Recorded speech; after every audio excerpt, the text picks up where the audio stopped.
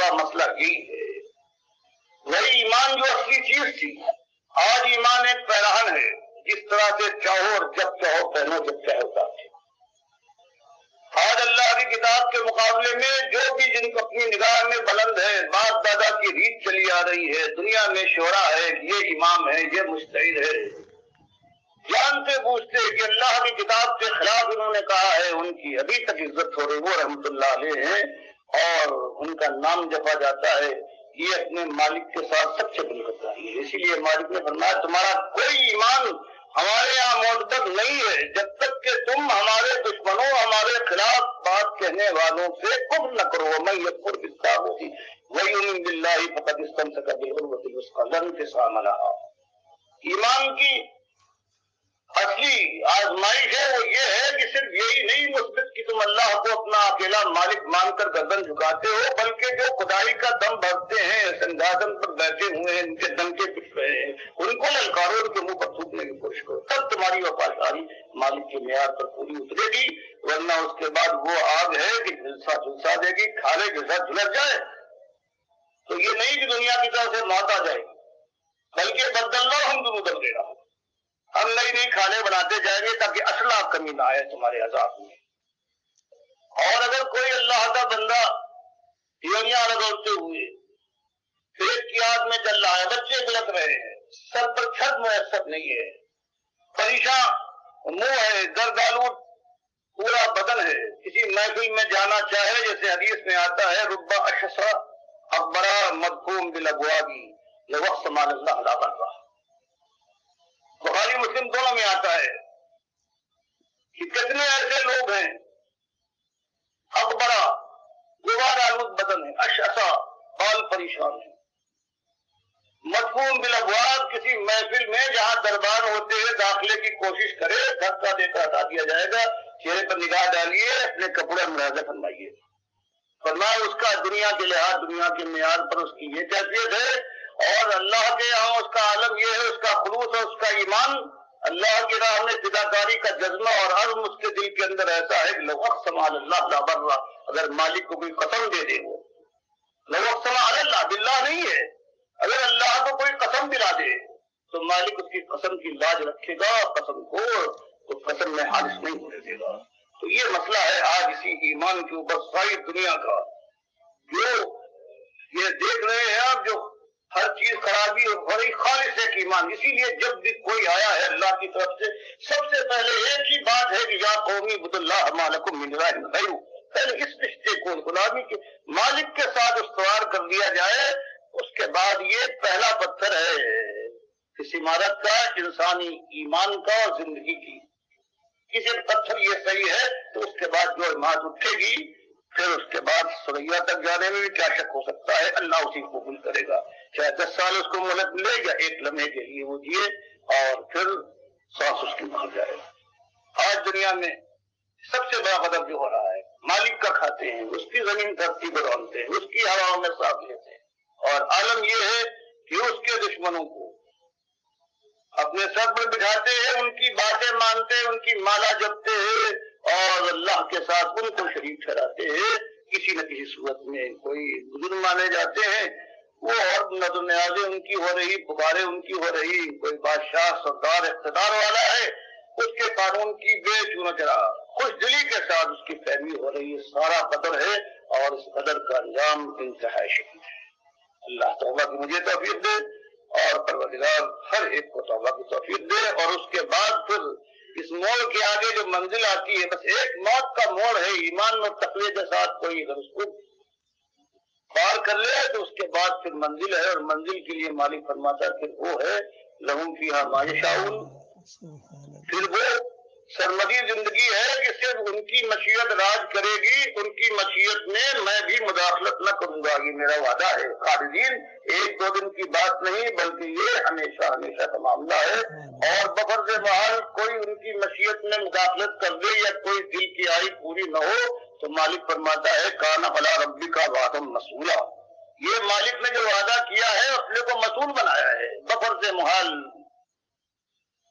کہ کسی کی کوئی خواہش پوری نہ ہو دل میں کروٹ لے مچل کر رہ جائے تو مالک فرماتا ہے، وہ مجھ سے سوال کر سکتا ہے کہ مالک تو نے وعدہ کیا تھا میری مشیت کے اندر یہ مداخلت. تو یہ انداز ہے مالک کا بیان کرنے. یہ دو انتہائے ہے اور یہ ایمان سے ہوتی ہے. پہلی چیز ہے ایمان، جس میں ایمان نہیں اللہ فرماتا ہے میں نے ایمان جس کے اندر صحیح ایمان نہیں ہے اس کے اوپر کچھ فرض نہیں کیا سوائے آپ کے.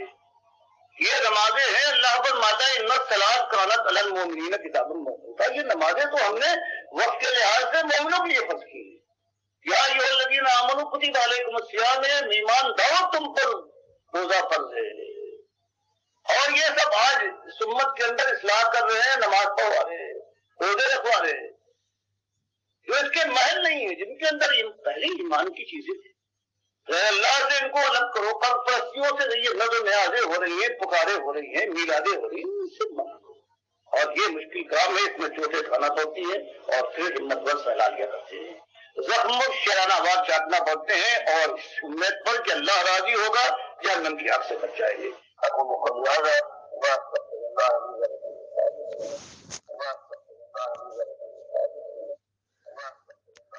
یہ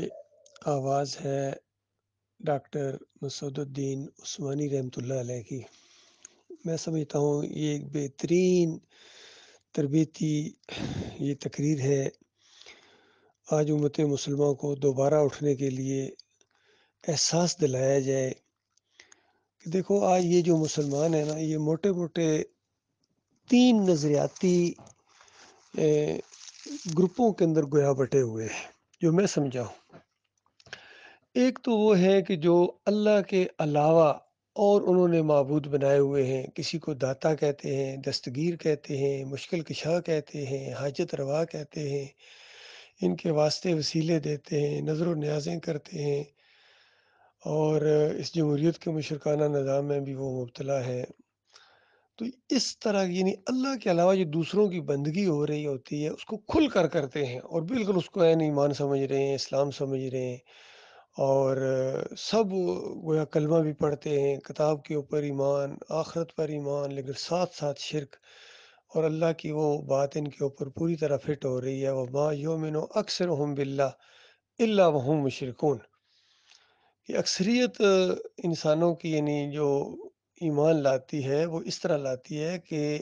ساتھ ساتھ شرک بھی کرتے ہیں، یعنی ہوتے مشرک ہیں اور ایمان کا دعویٰ کرتے ہیں، اور اکثریت تعداد انہی کی ہے. آج یعنی میرے حساب سے 90% لوگ جو ہیں وہ اس طرح کے ماحول میں ہیں. اب کچھ لوگوں کی ذرا آنکھیں کھل بھی رہی ہیں، چونکہ بیچ میں کچھ لوگوں نے جزوی طور پر ایمان عقیدے کی باتیں کی بھی ہیں اور لوگوں کو احساس دلایا بھی ہے، اور لوگ اس کھلے شرک سے یعنی ادھر آئے بھی ہیں کہ انہوں نے اللہ کے علاوہ دوسروں کو پکارنا چھوڑ دیا، نظر و نیازیں چھوڑ دیں، واسطے وسیلے تک چھوڑ دیے، اور یعنی اس گندگی سے نکلے ضرور ہیں. لیکن اب مسئلہ ان کا یہ ہے کہ وہ نہ ان کے اندر ہے اور نہ ان سے باہر ہے، سمجھ لیجیے. یعنی ان کے اندر سے نکل بھی آئے ہیں اور پھر انہی کو اپنا امام بھی مانتے ہیں، انہی کو مسلمان بھی سمجھتے ہیں، اور انہی کے ساتھ دوستیاں، تعلقات، رشتہ داریاں، سب کچھ یہ معاملہ کر رہے ہیں. تو یہ ایک دوسرا گروہ بنا ہے جو یعنی آج اہل حدیث کے نام سے، سلفیوں کے نام سے، حتیٰ کہ دیوبندی بھی کچھ اس کے اندر ہے، مماتی. تو اس طرح کا ایک گروہ بنا ہے مسلمانوں کے اندر، یعنی دوغلے ہیں سمجھ لیجیے. اب ان کے اندر سے پھر ایک دعوت اٹھی جو یہ آواز ہے ڈاکٹر مسعود الدین عثمانی رحمۃ اللہ علیہ کی. اس اندھیرے میں صرف ایک شمع روشن ہے، یقین کیجیے. انہوں نے احساس دلایا کہ پہلی بات تو یہ ہے کہ یہ جو اللہ کے علاوہ دوسروں کو پکارتے ہو، یہ اس پر چوٹ ماری کہ تم بے ایمانو، چند دنوں کا یہ معاملہ، اس کے بعد تمہیں وہ آگ لگنے والی ہے کہ بجائے نہ بجھے گی. اس طرح کھل کے ان کو دعوت دی. اور دوسرا ان دوسروں کو شرم دلائی کہ تم اللہ کے اوپر ایمان کا دعویٰ کرنے کا اعلان کرتے ہو، اور پھر اللہ کے جو دشمن گزرے ہیں جنہوں نے کفر و شرک پھیلایا ہے ان کے ساتھ تمہاری کیا دلی لگاؤ ہے. ان کو رحمت اللہ علیہ کہتے ہو، ان کو اپنا کافرین مانتے ہو، ان کے پیچھے یعنی عقیدت ہے تمہاری، ان کے پیچھے جو براہ راست ان کو پکارتے ہیں ان کو بھی تم مسلمان سمجھتے ہو. تو اس طرح کا ایک گروہ جو یعنی نکلا ہے ان کے اندر سے، ڈاکٹر صاحب کے وہ ساتھی بنے ہیں۔ اب ڈاکٹر صاحب تو 1986 میں فوت ہو گئے، دسمبر 1986 میں۔ اس دعوت کو پیچھے چھوڑ کے کتابی شکل میں بھی ہے، 8-10 کتابیں ہیں عقائد کے اوپر ڈاکٹر صاحب کی: فلاح کا راستہ، اللہ کا گھر اور یہ درگاہیں، وسیلے کا شرک، وفات ختم الرسل، ایمان خالص، کس اول کس دوم، عذاب برزخ۔ یہ کتاب، حالانکہ اس کے اوپر ڈاکٹر صاحب نے عذاب القبر حق ان کا ٹائٹل کے اوپر لکھا اور بتایا کہ یہ جو عذاب قبر ہے اس دنیاوی قبر میں نہیں، اس گڑھے میں نہیں ہوتا، یہ اوپر برزخ کا معاملہ ہے، روح یہاں واپس نہیں آتی ہے۔ روح کی واپسی کا عقیدہ یا اسماء موتا یا حیات نبی فی القبر کا عقیدہ، یہ بالکل شرک ہے، بلکہ شرک کی جڑ ہے، اس جڑ پر تیشہ چلایا اللہ کے اس بندے نے۔ تو اس انداز سے ان سب کے اکابرین کو ایک لائن میں کھڑا کر دیا۔ ایمان خالص کے استول کے اندر جتنے یہ گزرے ہیں، صوفی لوگ گزرے ہیں، اور عبد القادر جیلانی، محی الدین چشتی، علی جویری، رابعہ بصری، ابراہیم ادم، یہ سارے جتنے بھی صوفی، مجدد الفسانی، شاہ ولی اللہ کا پورا خاندان، پھر ان کے آگے خدام ان کو لکھا ہے سب کو، بریلوی ہوں، دیوبندی ہوں، علی، سارے ان کے خادم ہیں۔ ان سب کے اکابرین کے مشرکانہ عقیدے ڈاکٹر صاحب سامنے لائے ہیں۔ تو اس حد تک تو ان اہل حدیثوں نے اور سلفیوں نے کچھ ساتھ دینے کی کوشش کی، لیکن جب ڈاکٹر صاحب نے ایمان خالص کس دوم لکھی اور ان مولویوں کی باری آئی جن کو علماء کہتے ہیں، تو کہا کہ دیکھو ایک سٹیپ اور آگے اٹھا لو، کہ انہوں نے روح کی واپسی کا عقیدہ پیش کر کے اس قبر کے اندر زندگی ثابت کی ہے، تو اسی وجہ سے تو لوگ پکار رہے ہیں کہ میں اگر نہیں دیکھ رہا ہوں، بابا جی تو مجھے دیکھ رہے ہیں، بابا جی زندہ ہیں، سنتے ہیں، دیکھتے ہیں، پہچانتے ہیں۔ یہ عقیدہ احمد بن حنبل کے ذریعے، ابن تیمیہ کے ذریعے، ابن قیم کے ذریعے، ابن حجر عسقلانی کے ذریعے یہی عقیدہ آیا، اور آئے لوگ قبروں کے ساتھ جو چمٹے ہوئے اسی وجہ سے چمٹے ہوئے ہیں۔ تو اس کے بعد پھر اہل حدیثوں کے اندر کھلبلی مچی، ڈاکٹر اسرار بھی بوریا بستر اٹھا کے بھاگے وہاں ڈاکٹر صاحب کے کلینک سے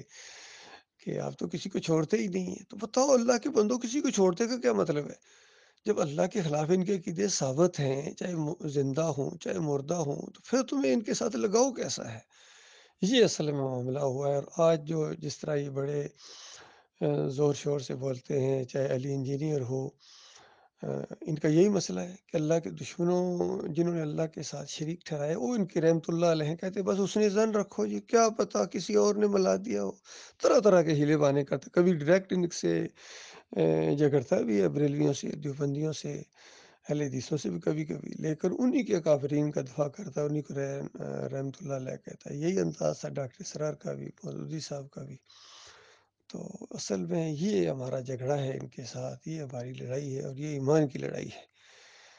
پھر شیطان کا ایسا شدید وار ہوا ڈاکٹر عثمانی رحمۃ اللہ علیہ کی جماعت کے اوپر بھی، آہستہ آہستہ لوگ بیچ میں کچھ نکل جاتے تھے، آتے رہتے تھے، جاتے رہتے تھے، یہ ٹرین چل رہی تھی، کبھی تھوڑے نکلتے تھے، کبھی ایک چھوٹا گروہ، کبھی تھوڑا سا بڑا، لیکن آخر میں آ کے 2017 کے اندر ایک بڑا گروہ محمد حنیف کی زیر نگرانی اس جماعت سے نکل گیا گورا۔ حالانکہ الٹی بات کہتے ہم جماعت ہیں اور جو صحیح عقیدے پر ہے وہ نکل گئے، حالانکہ معاملہ یہ ہے کہ جو صحیح عقیدے پر قائم ہے ڈاکٹر صاحب کے ساتھی، ایمان خالص کے اوپر کفر بالطاغوت کرنے والے، شرک کو للکارنے والے، وہ تو موجود ہیں، لیکن ان کی تعداد ذرا تھوڑی رہ گئی ہے۔ باقی ان کی تعداد چونکہ ذرا زیادہ ہے محمد حنیف کے لوگوں کی، تو یہ ایسا محسوس ہوتا ہے کہ جماعت شاید وہ ہے، حالانکہ سجدہ تعظیمی کا شرک ان کے اندر آیا ہے۔ محمد حنیف کہتے ہیں کہ پورا خاندان یوسف علیہ السلام کے سامنے سجدہ ریز ہو گیا، دعوت القرآن جیسی تفسیر کے اندر انہوں نے یہ لکھ دیا شرک عقیدہ۔ پھر کہتے ہیں انسان کو سجدہ کر سکتا ہے۔ پھر کہتے ہیں کہ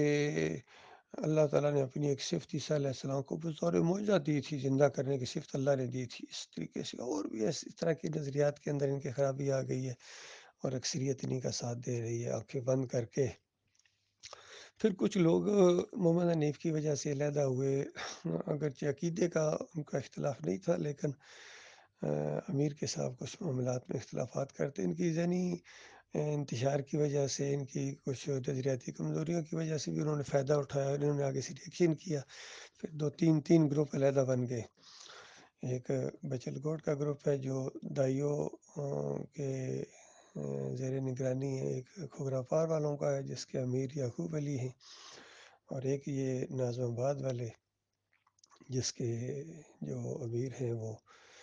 بظاہر تو ان کے بدر صاحب کے بیٹے عبید الرحمان ہیں، لیکن اصل میں ان کو سرپرستی کرتے ہیں فیاض محمود باجوہ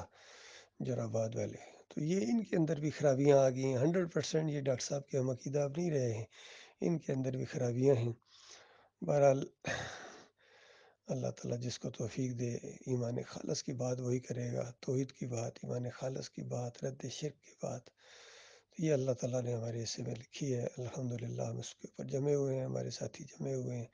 انشاءاللہ پوری زندگی اب اسی کے لیے جینا اور اسی کے لیے مرنا ہے۔